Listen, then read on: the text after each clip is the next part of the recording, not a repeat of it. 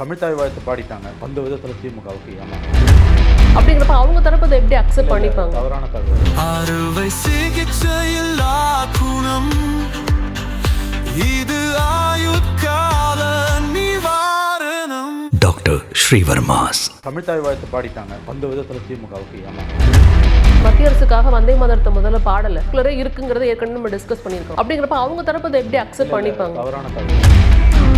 ஒன்றும் தலை போகிற பிரச்சனை கிடையாது. இந்த மாதிரியான இஷ்யூஸை வச்சு தான் திமுக கடந்த 5 ஆண்டுகளாக வண்டியை ஓட்டுச்சு.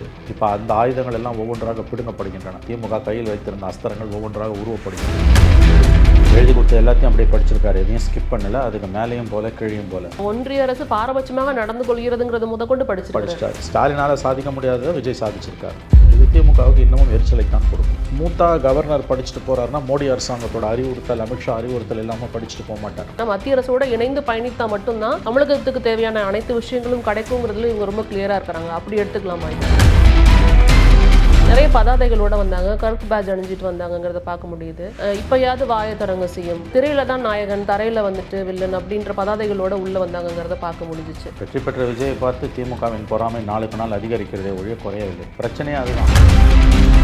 விஜய் முதலமைச்சரானது இன்னமும் திமுகவால் ஜீரணிக்க முடியவில்லை. அடிவயிறு பற்றி எரிகிறது. இதை எங்கே பேசுறதுக்கு ஒரு பத்திரிகையாளனுக்கு, ஒரு அரசியல் பார்வையாளருக்கு அறிவு நேர்மையோ துணிச்சலோ இல்லை. எல்லாமே ஒன் சைடாக போகுது. நான் ஏடிஎம்கே சிக்கலை பேசுகிறான். திமுகவுக்குள்ள அப்படியே கொமஞ்சுன்னு கிடக்குது, வெடிக்க காத்திருக்குது. கட்சிக்குள்ள அவ்வளோ சிக்கல் இருக்குது. காவிரியிலிருந்து வர வேண்டிய தண்ணீர் இப்போ வரைக்கும் உபரி தண்ணீர் தான் நம்மளுக்கு கொடுக்குறாங்க. கருணாநிதியோ ஜெயலலிதாவோ ஸ்டாலினோ எடப்பாடியோ விஜய் யார் இருந்தாலும் உபரி நீர் தான் வரப்போகுது. அதில் விஜயால் எவ்வளோ தூரம் சாதிக்க முடியும் என்பதெல்லாம் மிகப்பெரிய கேள்வி.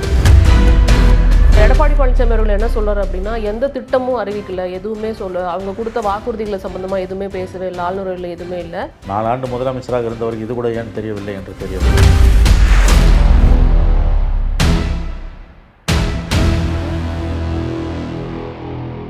தி 5 மீடியா நேயர்களுக்கு வணக்கம். தற்போது நம்மிடையே மூத்த பத்திரிகையாளர் திரு மணி அவர்கள் இணைந்திருக்கிறார்கள். பேசி நிறைய விஷயங்களுக்கு பேசலாம். சார் வணக்கம். வணக்கம். தமிழகத்தின் 17வது சட்டமன்ற கூட்டத்தொடர், அதாவது தாவேக ஆட்சி அமைத்து முதல் சட்டமன்ற கூட்டம் ஆளுநரோடையோட இன்னைக்கு தொடங்கியிருக்கு. உங்களுக்கு என்ன எதிர்பார்ப்புகள் இருந்தது? உங்களுடைய முதற்கட்ட பார்வை என்ன? தமிழ் தாய் வாழ்த்து பாடிட்டாங்க. அதனால் திமுகவுக்கு பேசுகிறதுக்கு ஒன்றும் இல்லாமல் போச்சு. இல்லாட்டி அது ஒரு பெரிய இஷ்யூவாக்கி ஊதி பெருசாக்கியிருப்பாங்க. அந்த விதத்தில் திமுகவுக்கு ஏமாற்றம். அதன் பிறகு சில முக்கியமான அறிவிப்புகள்லாம் வந்திருக்கதாக கேள்விப்படுகிறேன். முழு அளவில் தகவல் இல்லை. ஓரளவு கிடைத்த வரையில் ஜாதிவாரி கணக்கெடுப்பு நடத்தப்படும்னு சொல்லியிருக்காங்க. சமூக நீதி கணக்கெடுப்பு. ஆமாம், சமூக நீதி கணக்கெடுப்பு, சாதிவாரி கணக்கெடுப்பு. அது கடந்த காலங்களில் ஸ்டாலின் கிட்ட வைக்கப்பட்ட மிகப்பெரிய கோரிக்கை. குறிப்பாக பாட்டாளி மக்கள் கட்சியெல்லாம் அதை அவர் செவிமடுக்கவில்லை. அதை செஞ்சுருக்காங்க. இருமொழி கொள்கை தொடரும் இருக்காங்க. அப்புறம் கோயில் சொத்துக்கள் கோயில்களுக்கேன்னு சொல்கிறாங்க.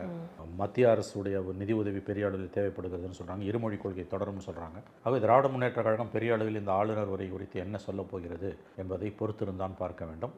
எதெல்லாம் அவங்க கைவிடுவாங்கன்னு நினச்சாங்களோ அதை எதுவுமே கைவிடாமல் அப்படியே முன்னெடுத்துட்டு போகிறாங்க. இந்த உரை திமுகவுக்கு குறிப்பாக ஏமாற்றத்தை அளித்திருக்கும் என்று நான் கருதுகிறேன். சரி, இதில் நம்ம பார்க்க போனால் இன்னைக்கு வந்தே மாதரம் பாடாமல் தமிழ் தாய் வாழ்த்தோட தொடங்கின உடனே எல்லாத்துக்கும் ஒரு ஆச்சரியம் இருந்தது. ஏன்னா அதுதான் ஃபஸ்ட்டு எல்லாமே எதிர்பார்த்தோம். அங்கேயே நீங்கள் சொன்ன மாதிரி திமுக என்ன நினச்சிருப்பாங்க அப்படிங்கிறது தான் முதல்ல தோணுச்சு. அதுக்கப்புறம் என்ன எழுதி கொடுக்கப்பட்டதோ அதை முழுவதுமாக ஆளுநர் வாசித்தார் அப்படிங்கிறத பார்க்க முடிஞ்சது. இது ஒன்றிய அரசுக்கு எதிரான சில விஷயங்களையும் அவர் வாசித்தார் அப்படிங்கிறத பார்க்க முடிஞ்சது. இதற்கு முன்னர் அந்த லைனை விட்டுட்டு படித்ததெல்லாம் நம்ம பழைய ஆளுநர் பண்ணதெல்லாம் நமக்கு ஞாபகம் வந்துச்சு அப்போ அவரை படிக்கும் பொழுது. ஸோ இதெல்லாம் எப்படி நம்ம எடுத்துக்கலாம்? ஒரு நல்ல ரிலேஷன்ஷிப் போயிட்டு இருக்கு, அப்படி எடுத்துக்கலாம். அப்படி தான் எடுத்துக்கணும். இன்னொரு விஷயம் என்னென்னா, மோதல் போக்கை மத்திய அரசும் விஜய் அரசுடன் விரும்பவில்லை, விஜய் அரசும் ஆளுநருடன் மோதல் போக்கை விரும்பவில்லை என்பதைத்தான் நம்ம எடுத்துக்கொள்ள வேண்டும். எழுதி கொடுத்த எல்லாத்தையும் அப்படியே படிச்சிருக்காரு. எதையும் ஸ்கிப் பண்ணலை. அதுக்கு மேலேயும் போல கீழையும் போல. அதிகப்படியாக ஒரு வார்த்தையும் பேசல, குறைச்சி ஒரு வார்த்தையும் பேசல. விஜய் அரசுடன் ஒரு மோதல் போக்கு இல்லாத ஒரு அணுகுமுறையை மோடி அரசு விரும்புகிறது. அதனுடைய எடுத்துக்காட்டு தான் ஆளுநர் அப்படியே இந்த உரையை படித்தது. இது ஒரு நல்ல தொடக்கம். கடந்த 4 ஆண்டுகளாக ஸ்டாலினுக்கு அன்றைய ஆளுநருடன் தொடர்ந்து பிரச்சனை இருந்தது. குறிப்பாக 23, 24, 25, 26 3 அல்லது 4 முறைகள் ஆளுநர் 4 முறை என்று நினைக்கிறேன் ஆளுநர் வெளிநடப்பு செய்தார். அது மாதிரி எதுவும் ரசாபாசம் ஆகலை இந்த முறை. இது ஒரு நல்ல தொடக்கம். விஜய் அரசும் மோடி அரசுடன் மத்திய அரசுடன் மோதுவதற்கு விரும்பவில்லை. கொள்கை அளவில் சில விஷயங்களை தெளிவுபடுத்துகிறாங்களே ஒழிய பெரிய அளவில் மோதல் போக்குக்கு தயாராக இல்லை என்பதை தான் காட்டுகிறது. அதே போல் மத்திய அரசும் மாநில அரசுடன் மோதல் போக்கை கடைப்பிடிக்க விரும்பவில்லை. RN ரவிக்கும் MK ஸ்டாலினுக்கும் இருந்த அந்த மோதல், உரசல், முரண்பாடு இந்த கவர்னருக்கும் விஜய்க்கும் இல்லை என்பது தெளிவாகிறது. இது ஒரு ஆரோக்கியமான போக்கு. இதில் எனக்கு இன்னும் ஒரு விஷயம் கேட்கணும்னு நினைக்கிறேன்னா, மோதல் போக்கு 2 தரப்புலையும் விரும்பலை அப்படின்னு நீங்கள் சொல்லும் பொழுது, இவங்க மத்திய அரசுக்காக வந்தே மாதரத்தை முதல்ல பாடலை. அதுக்கு வந்து தமிழ் தாய் வாழ்த்தை தான் பாடியிருக்காங்க. சர்க்குலரே இருக்குங்கிறத ஏற்கனவே நம்ம டிஸ்கஸ் பண்ணியிருக்கிறோம். அப்படிங்கிறப்ப அவங்க தரப்பு அதை எப்படி அக்செப்ட் பண்ணிப்பாங்க? தவறான தகவல். சர்க்குலர் என்னன்றதை முதல்ல நீங்கள் புரிஞ்சுக்கணும். சர்க்குலர் மத்திய அரசு கலந்து கொள்ளக்கூடிய மத்திய அரசோட நிகழ்வுகள் நம்ம சொல்லும்போது குடியரசுத் தலைவர், குடியரசு துணைத் தலைவர், உள்துறை அமைச்சர், ஆளுநர்னு இருக்குது. அது சொல்லக்கூடிய அதே நேரத்தில் மாநில அரசுக்கென்று சில விதிமுறைகள் இருக்கின்றன. மாநில அரசு இயற்றிய ஜிஓ இருக்குது. இது மாநில சட்டமன்றம். இப்போ ஆளுநர் வந்து வந்தே மாதரம் தான் பாடணும் ஏன்னா மத்திய அரசோட சுற்றறிக்கை இருக்குது அப்படின்னு சொல்லியிருந்தாருன்னா பிரச்சனை வெடிக்க ஒரு வாய்ப்பு இருக்குது. ஆனால் இது மாநில அரசு சம்பந்தப்பட்ட ஒரு நிகழ்ச்சி, மாநில சட்டமன்றம் சம்பந்தப்பட்ட ஒரு நிகழ்ச்சி. மத்திய அரசு நிகழ்ச்சிகளில் ஆளுநர்கள் குடியரசுத் தலைவர் கலந்து கொள்ளக்கூடிய நிகழ்ச்சிகள் தான் அதில் இருக்குது. அதை எப்படி வேணால் இன்டர்பிரட் பண்ணலாம், அதை நான் ஒத்துக்கிறேன். இப்போ உதாரணத்துக்கு நாளைக்கு தமிழக சட்டமன்றத்தில் குடியரசுத் தலைவர் வந்து பேசுகிறாருன்னு ஒரு வேளை வைத்துக்கொள்வோம். ஸ்டாலின் முதலமைச்சரானோன்னா அன்றைய குடியரசுத் தலைவர் ராம்நாத் கோவிந்த் அழைத்துட்டு வந்து பேசினாங்க.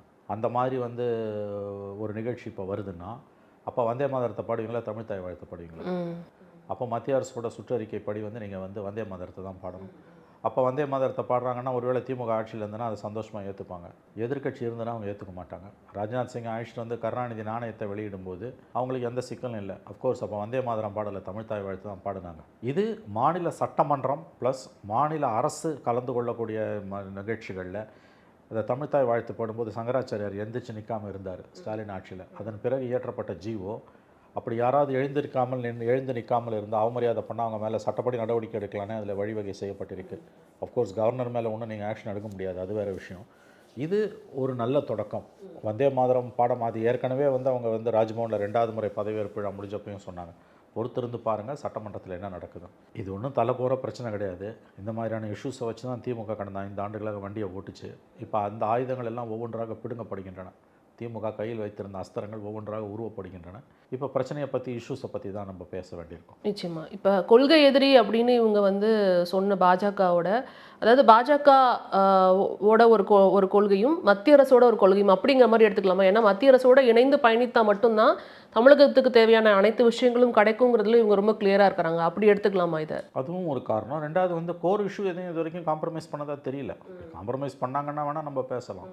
கோர் இஷ்யூஸில் வந்து அதே கவர்மெண்ட், கடந்த கவர்மெண்ட் ஸ்டாலின் கவர்மெண்ட்டில், எடப்பாடி கவர்மெண்ட்டில் என்ன ஸ்டாண்டோ அதே ஸ்டாண்டு தான். இருமொழி கொள்கை, மத்திய மாநில உறவுகள், காவேரி பிரச்சனை, இந்த மாதிரி வந்து யூஸ்வலான எல்லா விதமான டைலாகும் அதுள்ள அப்படியே இருக்குது. வாசிப்பவர் தான் வேறைய ஒழிய, எழுதி கொடுத்தவர் தான் வேறையே தவிர மற்றபடி அது அப்படியே தான் தொடருது.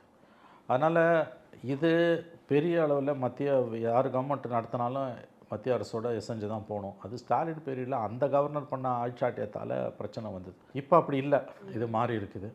இவர்கள் 2 பேருமே தற்பொழுதைக்கு மோதல் போக்க வேண்டாம் என்று முடிவு செய்திருக்கிறார்கள். விஜய் தரப்பு, மோடி தரப்பு. அதனுடைய விளைவு தான் இன்றைக்கி ஸ்மூத்தாக கவர்னர் படிச்சுட்டு போகிறாருன்னா மோடி அரசாங்கத்தோட அறிவுறுத்தல், அமித்ஷா அறிவுறுத்தல் இல்லாமல் படிச்சுட்டு போக மாட்டார். ஏதாவது பிரச்சனை பண்ணணுன்னா பண்ணலாம், ஆனால் அவர் பண்ணலை. சில வாசகங்களை நான் படிக்க மாட்டேன்னு கூட அவர் தகராறு பண்ணியிருக்கலாம், ஆனால் தகராறு பண்ணலை. அப்படியே எழுதி கொடுத்தது படிச்சுட்டு போயிட்டாங்க.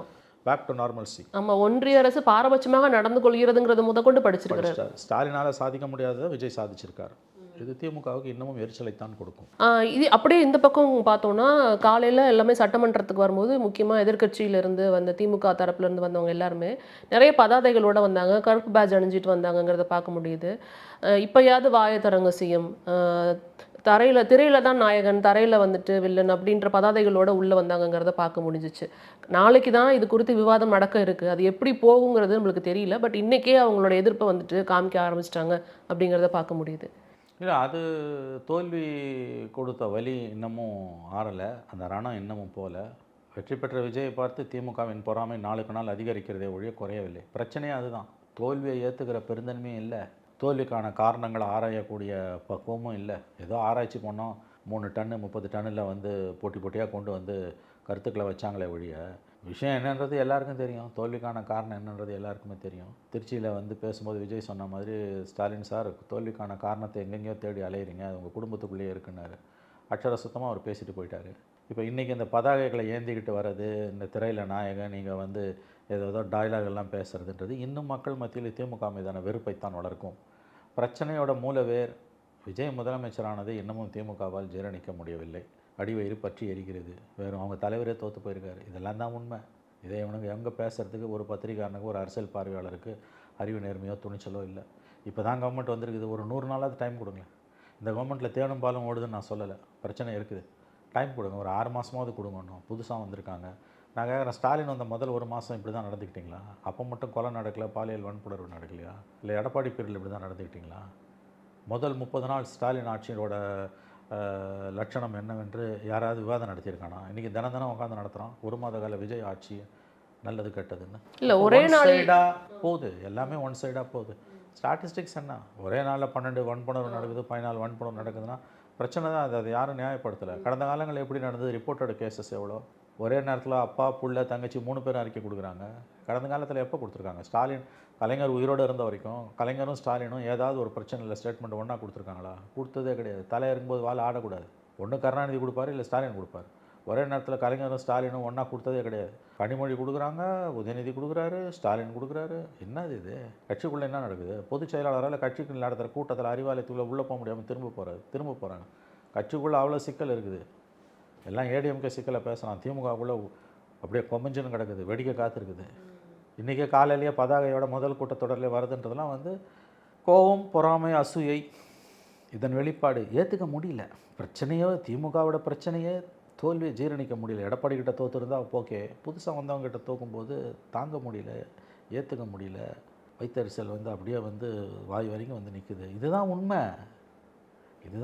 அந்த பொறாமையில் தான் இவ்வளவும் நீங்கள் பேசுகிறீங்க. நான் என்ன சொல்கிறேன், ஒரு 100 நாளாவது டைம், ஒரு 3 மந்த்ஸாவது டைம் கூட, 6 மந்த்ஸ் கூட வேணும். அதுக்குள்ளே ஏன் இவ்வளோ துள்ளி குதிக்கிறீங்க? உங்களால் தாங்க முடியல, அவ்வளோதான். உங்கள் தலைவரே தோற்றுருக்காரு, ஏன் தோற்றிங்கன்னு ஆராயாமல் பதாகைகளை ஏற்றிக்கிட்டு கோஷம் போடுறது, கருப்பு சட்டை போட்டுக்கிறது, கருப்பு பேஜ் அணியறது, ஆர்ப்பாட்டம், இதெல்லாம் மேலும் மேலும் மக்களை உங்களுக்கு எதிராக திருப்பும். இதில் நம்ம முக்கியமாக பார்க்க வேண்டியது மேகதாடு அணை பற்றியுமே ஆளுநர் உரையில் குறிப்பிடப்பட்டிருக்கு அப்படிங்கிறத பார்க்க முடியுது. காவிரியிலேருந்து வர வேண்டிய தண்ணீர் இப்போ வரைக்கும் உபரி தண்ணீர் தான் நம்மளுக்கு கொடுக்குறாங்க. நிர்ணயிக்கப்பட்ட அளவு நம்மளுக்கு இப்போ வரைக்கும் கொடுக்கல, உபரி தண்ணீரை தான் கொடுக்குறாங்க அப்படிங்கிற அந்த குற்றச்சாட்டையும் ஆளுநர் உரையில் முன் வச்சிருக்காங்கிறத பார்க்க முடியுது. பக்கத்துலேயே இப்போ காங்கிரஸ் கவர்மெண்ட் தான் நடந்துட்டு இருக்கு. ஸோ இது குறித்து தமிழக அரசு என்ன மாதிரியான நடவடிக்கை எடுக்கும்? வெறும் ஆளுநர் உரையோடு அது நின்றுமா? ஏன்னா இப்போ வரைக்கும் முதல்வர் விஜய் அவர்கள் அது குறித்து எதுவுமே பேசலைங்கிறதுனால தான் இப்போ ஆளுநர் உரையில் குறிப்பிட்டிருக்கிறாங்களேங்கிறதுக்காக கேட்குறேன். அவர் என்ன பேசுவார்னு தெரியல, பேசுவாரான்னு தெரியாது. உபரி நீர் தான் கிடைக்குதுன்றது கடந்த காலத்துலேயும் அப்படி தான் கிடச்சிது. அப்பயும் உபரி நீர் தான் கொடுத்தான். எடப்பாடி பீரியட்லையும் உபரி நீர் தான், ஸ்டாலின் காலத்துலையும் உபரி நீர் தான், அதுக்கு மேலே ஜெயலலிதா பீரியட்லையும் உபரி நீர் தான், கருணாநிதி காலத்துலையும் உபரி நீர் தான். யார் ஆட்சிக்கு வந்தாலும் நாங்கள் காங்கிரஸோ பிஜேபியோ, இங்கே கருணாநிதியோ ஜெயலலிதாவோ ஸ்டாலினோ எடப்பாடியோ விஜய் யார் இருந்தாலும் உபரி நீர் தான் வரப்போகுது. அதில் இவர் என்ன நடவடிக்கை எடுக்க முடியும்னு தெரியல. நீதிமன்ற உத்தரவையோ மறுக்கிறான், அமல்படுத்த மாட்டேன்றாங்கன்னா பேச்சுவார்த்தை மூலமாக என்ன சாதிக்க முடியும்? அதில் விஜயால் எவ்வளோ தூரம் சாதிக்க முடியும் என்பதெல்லாம் மிகப்பெரிய கேள்விக்குறி. ஸ்டாலின் எவ்வளோ சாதிச்சார்னு கேட்டுட்டு அதுக்கு பிறகு விஜய் எவ்வளோ சாதிச்சார்னு கேட்கணும். ஸ்டாலினாலையும் சாதிக்க முடியல, எடப்பாடியாலையும் சாதிக்க முடியல, அப்போ விஜய் மட்டும் என்னத்தை சாதிச்சார்னு கேட்பது. ஆனால் பிரச்சனை பெரியதாக திருப்பப்படும். மழை பெஞ்சு 2 தரப்பையும் காப்பாற்றினா உண்டு. கடந்த காலங்களில் இந்த பிரச்சனைக்கு மழை மட்டும்தான் தீர்வு கண்டிருக்கிறது. மழை இல்லைன்னா 2 பேரும் அடிச்சுக்கிட்டே இருப்பாங்க. வெறுமாயம் மெல்றவனுக்கு அவள் கடிச்ச மாதிரி அது திமுகவுக்கு இன்னமும் வசதியாக போயிடும் விஜய் மீதான குற்றச்சாட்டுகளை அடுக்குவதற்கு. அதெல்லாம் வரும் காலங்களில் தான் தெரியும். இப்போதைக்கு அதை பற்றி பெருசாக மேகதாது காவிரி எல்லாம் பற்றி பேசுறதுக்கு எதுவும் கிடையாது. ஏன்னா ஜூன் 12 எப்பொழுதும் திறப்பாங்க, இந்த வருடம் திறக்கல. எப்போதெல்லாம் திறந்தது கிடையாது. திறந்த நாட்கள் ரொம்ப கம்மி. ஜூன் 12 மேட்டூர் அணை திறந்த நாட்கள் ரொம்ப குறைவு. திறக்காத நாட்கள் தான் அதிகம். தண்ணி இல்லை. இப்போ இருக்கிறத வச்சு இந்த சாகுபடிக்கு பண்ண முடியாது. 2வது சாகுபடிக்கு வேணால் திறக்கலாம் தண்ணியை. அதுக்காக தான் அவங்க சேர்த்து வைக்கிறாங்க. இதை தாண்டி இன்றைக்கி வெள்ளை அறிக்கை சம்மந்தமாகவும் நிறைய விஷயங்கள் பேச வேண்டியது இருக்குது. அதுவுமே ஆளுநர் உரையில் இருந்தது. எடப்பாடி பழனிசாமி அவர்கள் என்ன சொல்கிறார் அப்படின்னா, எந்த திட்டமும் அறிவிக்கல, எதுவுமே அவங்க கொடுத்த வாக்குறுதிகளை சம்மந்தமாக எதுவுமே பேசவே இல்லை, ஆளுநர் உரையில் எதுவுமே இல்லை. வெள்ளை அறிக்கையில் என்ன சொல்லியிருந்தாங்களோ அதே தான் இங்கேயும் சொல்லியிருக்கிறாங்க, புதுசாக எதுவுமே இல்லை அப்படிங்கிறத அவர் குற்றச்சாட்டாக முன் வச்சிருக்கிறாருங்கிறத பார்க்க முடிஞ்சிச்சு. அது இப்போ வெள்ளை அறிக்கையில் முக்கியமான பாயிண்ட் மைனிங், அதில் சுரங்கத்தில் இருக்கக்கூடிய ஊழல், புதியதாக திட்டங்களை தொடங்காதது, இதெல்லாம் அப்புறம் டாக்ஸ் எவேஷன், வரி கட்டாமல் தப்பிச்சது, அதெல்லாம் இரும்பு காரம் கொண்டு ஒடுக்கப்படும்னு சொல்லியிருக்காங்க.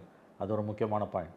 கடன் சுமை பெரிய இஷ்யூ கிடையாது. ஆக்சுவலாக இவங்க கடன் சுமையை பற்றி பேசுகிறாங்க. கடன் சுமையை விட பெரிய விஷயம் ரெவென்யூ டெஃபிசிட், வருவாய் பற்றாக்குறை, ப்ளஸ் வர வேண்டிய பணம் வெளியில் வராமல் சுற்றுறது, சுரங்க தொழில்கள் இயற்கை வளங்களை உரிய கட்டணம் இல்லாமல் தனியார் கொள்ளையடிக்க அனுமதிச்சது, அதெல்லாம் தான் இன்றைக்கி இழுத்து பிடிக்கப்படுது.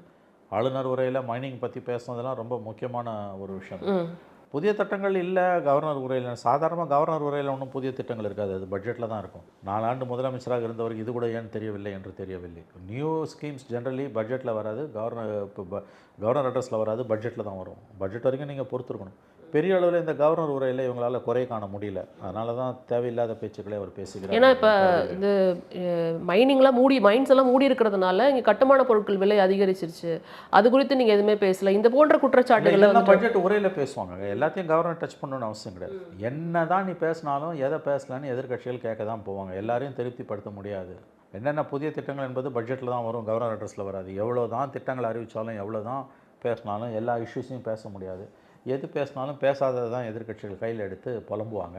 அந்த புலம்பல் தான் இன்றைக்கி எடப்பாடியிடமிருந்து வந்திருக்கிறது. நாளைக்கு திமுகவின் புலம்பல் இன்று மதியமே பெரிய அளவில் இருக்கும். இப்போ நம்ம இதுக்கு முன்னாடி 10 லட்சம் கோடி கடன் அப்படின்னு நினச்சிட்டு இருந்தோம். இப்போ வெள்ளை அறிக்கை வெளில வந்ததுக்கு அப்புறம் தான் தெரியுது நேரடி கடன் 10 லட்சம், மொத்தமாக பார்த்தா 13.18 லட்சம் கடன் தமிழக அரசுக்கு இருக்குது அப்படின்னு. ஆனால் திரு தங்கம் தென்னரசு நேற்று என்ன சொல்லியிருக்காரு அப்படின்னா, நீங்கள் ஆட்சியை முடிக்கிறதுக்குள்ளார 20 லட்சம் கோடி கடன் நீங்கள் வாங்குவீங்க, நான் சவால் விட்றேன், இல்லைன்னா அந்த பொறுப்புலேருந்து விலகுறேன் அப்படின்னு சொல்லியிருக்கிறாரு. என்ன பெரிய பொறுப்பில் இருக்காரு அது அவர் அப்படி தான் சொல்லியிருக்காரு. நாங்களும் அதை என்ன இல்லையா, அந்த சவாலே வந்து அபத்தமான சவால். அவர் ஏதோ பொறுப்பில் இருந்து அவர் தான் ஜனாதிபதி பதவியிலையோ அல்லது குடியரசுத் தலைவர் துணை ஜனாதிபதி பதவியிலையோ இருக்கிற மாதிரி பேசுகிறாரு, பொறுப்புலேருந்து விலகுறேன்னு. உங்கள் கட்சி பொறுப்பு ஒரு பொறுப்பே இல்லை சார். 10 வருஷத்துக்கு வெளியிட்டோம் வெள்ளை இருக்கை, பிடிஆர் வந்தப்போ 10 வருஷத்துக்கு வெளியிட்டாரு, நீங்கள் ஏன் 5 வருஷத்துக்கு மட்டும் வெளியிட்டு இருக்கீங்க அப்படிங்கிற ஒரு குற்றச்சாட்டை வச்சிருக்காரு. யாரை காப்பாற்றுறதுக்காக இந்த 5 வருட அறிக்கை? ஒருவேளை ஏடிஎம்கே மேலே இன்னும் சாஃப்ட் கார்னர் இருக்கா உங்களுக்குங்கிற மாதிரி ஒரு கேள்வி இல்லை, அது பொலிட்டிக்கல் இன் நேச்சர். எப்போ வெளியிட்டாலும் 5 வருஷத்துக்கு ஒரு தடவை வெளியிடுறாங்க, இதுக்கு பதில் சொல்லுங்கள். அதுக்கு முன்னால் 5 வருஷத்தை பற்றிலாம் நீங்கள் பேச தேவை கிடையாது. இதில் சொல்லியிருக்கக்கூடிய கடன் வந்து இந்த ப்ரிஸ்கிரைப்டு லிமிட்டுக்குள்ளே இருக்குன்றது உண்மை தான். ஆனால் வந்து வர வேண்டிய வருவாய் பெரிய அளவில் வராமல் தேங்கி போனதுக்கு என்ன காரணம், ஊழல் மலிஞ்சு போச்சு, அதுக்கெல்லாம் என்ன காரணம், அதெல்லாம் தங்கம் தென்னரசு பதில் சொல்லணும். அதுக்கு அவர் எந்த பதிலும் சொல்லாமல் கடந்து போகிறார். அறிக்கை கொடுத்த 1 மணி நேரத்தில் வெத்து பேப்பர்னார். அவர் என்னத்தை படித்து பார்த்துட்டு அவர் வெத்து பேப்பர்னார். 10 வருஷத்துக்கோ 5 வருஷத்துக்கோ இருக்கிறதுக்கு பதில் சொல்லுங்கள். இல்லாததை பற்றி நீங்கள் ஒன்றும் கேள்வி கேட்க வேண்டிய அவசியமே கிடையாது. உங்கள் ஆட்சியில் 5 வருஷத்தில் தமிழக நிதி நிலைமை நிலை குலைந்து போனதும், ஊழல் கரைபுரண்டு ஓடியதும், உங்கள் ஆட்சியில் இருக்கக்கூடிய கவுன்சிலர்ஸு அவங்கவுங்க மேயருக்கு எதிராக வைத்த குற்றச்சாட்டுகள்லையும், நீதிமன்றங்களோட கண்டனங்கள்லையும், அறப்போர் இயக்கங்கள் போன்றவற்றோட நீதிமன்ற மனுக்களிலுமே வந்து சந்தி சிரிக்குது. இன்றைக்கி சந்தி சிரிக்குது உங்களுக்கு. உங்கள் ஆட்சியோட 5 வருஷம் ஆட்சியோட ஊழல் லஞ்ச லாவண்யம். எதிர்கட்சியால் அதை பேசுகிறதுக்கு அவங்களுக்கு அருகதை இல்லாமல் போனதோட விளைவு தான் புதுசாக ஒருத்தர் வந்து ஆட்சியை கைப்பற்றியிருக்கார். பேச வேண்டிய அளவுக்கு திமுக ஆட்சியோட தோல்விகளை, அவலங்களை, அட்டூழியங்களை, பஞ்சமாக பாதகங்களை, அழிச்சாட்டியங்களை அதிமுக பேசியிருந்ததுன்னா விஜய் மாதிரி ஒரு புது ஃபோர்ஸ் வந்திருக்காது. அவங்க மறைமுகமாக திமுகவோட கை காத்துவதோட விளைவு தான் மக்கள் வந்து 2 பேரையும் ஒரு சேர தூக்கி அடிச்சிருக்காங்க. இப்போ தங்கம் தென்னரசு வந்து அப்படியே ஜஸ்ட் லைக் தட்னு இதை தூக்கி இந்த அறிக்கையை வெளியில் போடுவது என்பது ரொம்ப ரொம்ப தவறானது. அவர் தன் தலைமைக்கு தன் விசுவாசத்தை காட்டுகிறார், திமுக தலைமைக்கு தன் விசுவாசத்தை அவர் காட்டுகிறார். கடந்த 5 ஆண்டுகளில் 3 ஆண்டுகள் நிதி அமைச்சராக இருந்த ஒரு பிடிஆர், கடைசி 2 வருஷம் தான் தங்கம் தென்னரசு இருந்தார். பிடிஆர் வாய் திறக்கட்டும். அவர் உலகில் உள்ள அறிவாளிகளில் தான் முதன்மையானவர், தன்னை தவிர இந்தியாவில் குறிப்பாக தமிழ்நாட்டில் எவனுமே அறிவாளி இல்லை என்ற இருமாப்புடன் இருந்த பிடிஆர் இன்று எங்கே இருக்கிறார் என்று தெரியவில்லை. அவர் முதன்முறையாக வெள்ளை அறிக்கை வெளியிடும் போதும், குறிப்பாக முதல் பட்ஜெட்டை தாக்கல் செய்யும் போதும் அவருக்கு கிடைத்த ஊடக வெளிச்சம் என்பது முடைநாற்றம் எடுக்கக்கூடியது. அதுக்கு முன்னாலேயும் பின்னாலேயும் எவனுமே தமிழ்நாட்டில் பட்ஜெட் ப்ரெசென்ட் பண்ணதில்லை, பண்ணவும் போகிறதில்லைன்ற மாதிரியான ஒரு மிகப்பெரிய ஒரு ஊடக வெளிச்சம் அவருக்கு கிடைச்சது. 2 வருஷம் 3 பட்ஜெட்டு 2 வருஷத்தில் காணாமல் போனார். இது வரைக்கும் அவர் அந்த துறையிலேருந்து ஏன் மாற்றினாருன்னு ஸ்டாலின் எந்த அறிக்கையும் கொடுக்கல.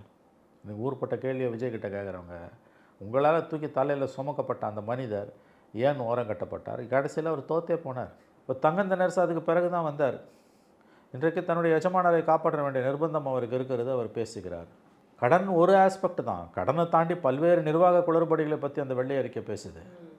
வர வேண்டிய பணம் வெளியில் வராமல் போனது, பல்வேறு விதமான நிதி முறைகேடுகள், மின்சாரத்துறையில் அதிகமான கடன், மின்சாரத்துறையில் அதிகப்படியான கடன், இதெல்லாம் வந்து எந்த விதத்திலுமே நியாயப்படுத்த முடியாது. மீடியா உங்கள் கையில் இருந்தது, டோட்டல் மீடியாவை கண்ட்ரோல் பண்ணிங்க. எதிர்கட்சிகளுக்கு குறிப்பாக அதிமுகவுக்கு புத்தி கிடையாது, மக்கள் பிரச்சனையை எடுத்து பேசுகிறதுக்கு அவங்களால முடியல.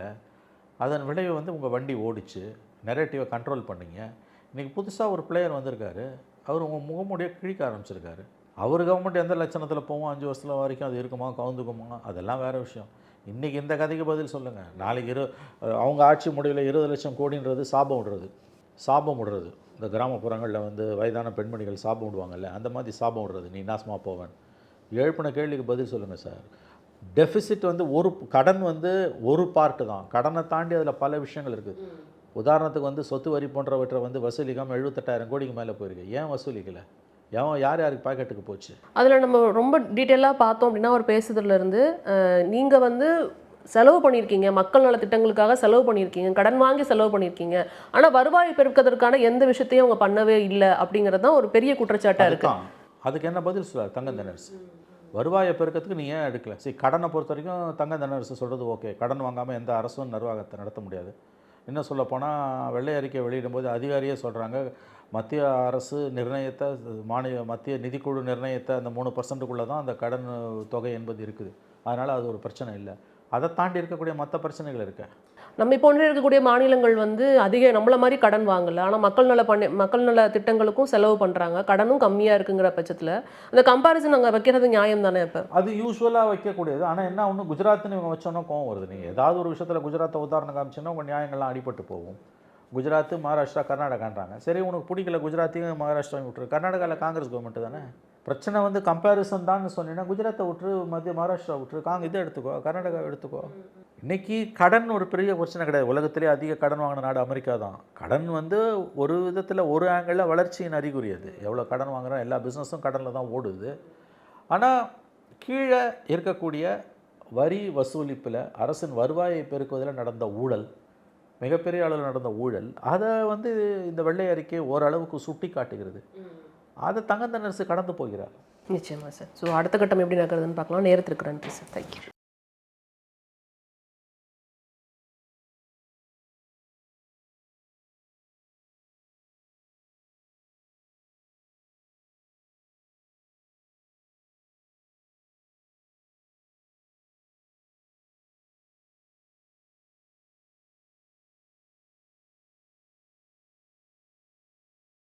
அறுவை சிகிச்சையில்லா குணம், இது ஆயுட்கால நிவாரணம். டாக்டர் ஸ்ரீவர்மாஸ்.